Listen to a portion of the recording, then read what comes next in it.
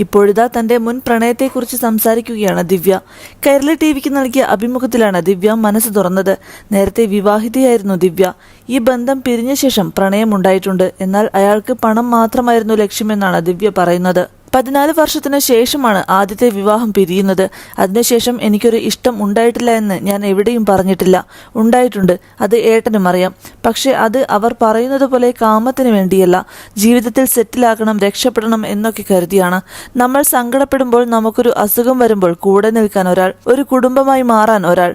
അങ്ങനെയൊന്ന് എൻ്റെ ജീവിതത്തിൽ ഉണ്ടായിട്ടുണ്ട്. രക്ഷപ്പെടുമെന്ന് ആഗ്രഹിച്ചിരുന്നു, പക്ഷെ ഉണ്ടായില്ല. എൻ്റെ ജീവിതത്തിൽ സംഭവിച്ചത് അങ്ങനെയാണ്. കല്യാണമൊന്നും കഴിച്ചില്ല, ഇഷ്ടമുണ്ടായിരുന്നു മാത്രമെന്നാണ് ദിവ്യ പറയുന്നത്. അവർ നമ്മളെ കാണുന്നത് ആ ഒരു കണ്ണിലല്ല. അവർക്കെല്ലാം പണം മതി. നമ്മൾ ആർട്ടിസ്റ്റാണോ, എന്ത് ചോദിച്ചാലും കിട്ടുമെന്ന തോന്നലാണ്. പിന്നീട് എനിക്കും തോന്നി, ഈ ഫീൽഡിൽ പിടിച്ചു നിൽക്കാൻ പറ്റുന്നതിന് ഒരു പരിധിയുണ്ട്. മാക്സിമം 2 കൊല്ലം, അതിനപ്പുറം ഒന്നും